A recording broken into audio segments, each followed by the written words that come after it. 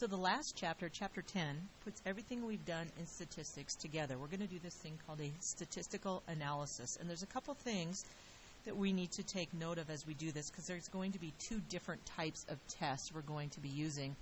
The first test we're going to talk about is when we have a known population standard deviation. In other words, I know this symbol. How often do we know that? Pretty much never. So this is kind of a theoretical process that we're going to use a calculator on, and then we'll do one for kind of what happens in the real world. So the first thing, in order to do this, we have to have some assumptions. We have to assume that there is a normal distribution.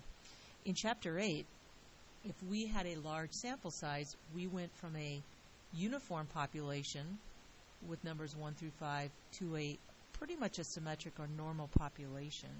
So that's what happens when your sample size is greater than or equal to 30. You can make that assumption if it's not stated. The second thing that we have to assume is that you had a random sample. So that was Chapter 2 when we took all those samples and we did either simple random, stratified, cluster, or systematic. So if those two conditions are met, we're going to standardize, it's called our information, so that we can use this curve. So what we're going to do is we're going to put it on this curve, and we're going to find our z-score. Notice in the z-score, in order to use this formula, you have to know this guy right here, which is rare that you do. And what we're going to do then is look at the alternative to find the direction of the test. So that means that we have to know when we calculate our p-value and use those tables on page 406 and 407, what direction we're going to do. Are we going to go to the right? And that would be if I was greater than in my alternative, the left if I was less than, or this thing called two-sided, which is not equal to either on the right or the left. So what we're going to be looking for, am I going to measure on the left, on the right, or two sides? And that's going to come again from the direction of the test or your alternative, and that will help me calculate my p-value. P stands for probability.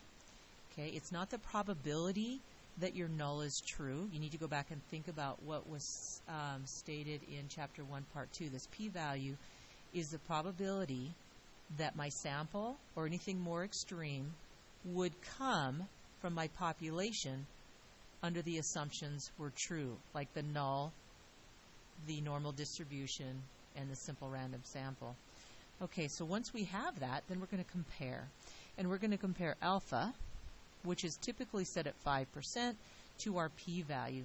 So if our p-value lands in to the right, it's greater than. So if my p-value is greater than my alpha level, I'm going to support the null. If my p-value lands over here, so this is support, this is not support. So if I'm less than or equal to null, I'm not supporting.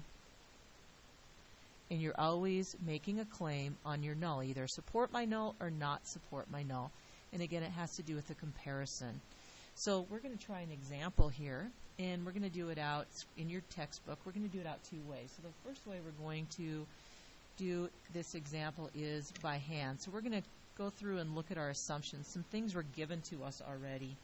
And so this is going to tell me that I'm going to look to the, on a picture here, I'm going to look to the left using my table.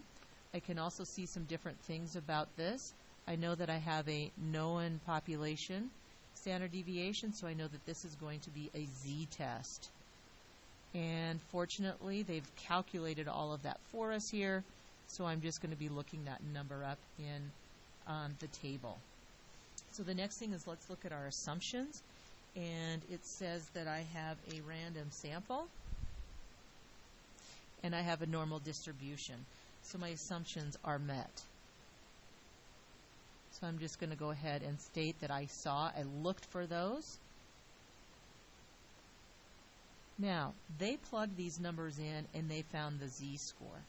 So what we're going to do is we're going to look up in the table here a negative 1.58, negative 1.58, and it looks like when I do this I get 0.0571, which is about Now this particular example gave me a 10% level, so that also has to be stated someplace into your problem. And it was stated up above on the top here. It says that we have a alpha level of a 10% right here. So those were given to me. I didn't make that up. And so given this situation, I see my p-value. So here's my 10%. My p-value is less than. P is less than or equal to 10%. So that tells me, remember how we write our conclusion, at the 10% level, the p-value of 0.0571, we always report our p-value, that p-value does not support the null. So what does that say? If it does not support the null, we're saying that the noise stimulus that was produced, the noise stimulus looks like it decreases time through the maze. Okay, so it's not supporting the null. It looks like that noise made the mice go faster through this maze. So we're going to look at the second part, and we're going to do this again. Okay, and so the second part, I'm going to go ahead and look at some information that's in my problem. Okay, so my assumptions are the first thing I kind of try to look for. And it looks right here, I have a random sample, and I also have 32 days. So it looks like because my n is greater than or equal to 30, I can assume a normal distribution, and I have a random sample. Okay, the next information I see that I know is that the standard deviation of the population is given to me, and so that's why I'm going to use the z-test.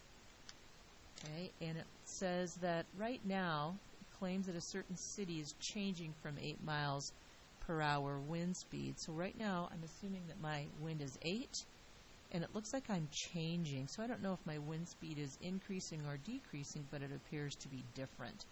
So here's a picture of what I'm looking for. This is a two-sided test because of that not equal to. So we've been working on those two-sided tests. So I'm going to go and put the information in. Looks like those 32 days gave me an average of 8.2.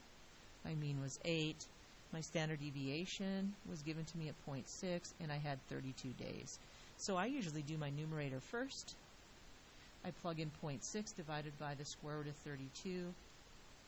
And I'll put it on the calculator here. 0.6 divided by the square root of 32 gives me, and I'm going to round this a little bit. You have to be careful in decimals when you round.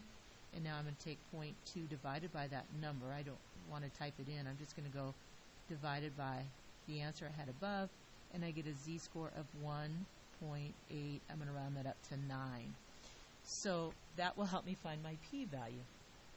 So looking at the table, I'm looking at 1.89 and 1.89. Okay, looks like it's this number here, which is 0.9706. But I want this piece. So I'm going to subtract 1 minus 0.9706, and I get a value of 0.0294. But notice, this said I had two sides, so this side is 0.0294, so guess what this side is?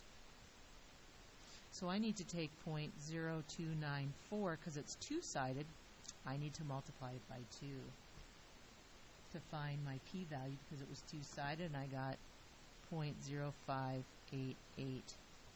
So this gave me an alpha of a 5%. So at the 5% level, the p-value, now it's not just 0.0294, it was doubled. Now my p-value of 0.0588 is, let's see, if this is 5%, I actually land on this side, which is supporting. Now, you can't just stop there. What is that? I'm supporting? Supporting the null. Wind speeds are approximately 8 miles per hour. So I'm supporting what I initially had up here. I'm not making the change. So that is a z-test.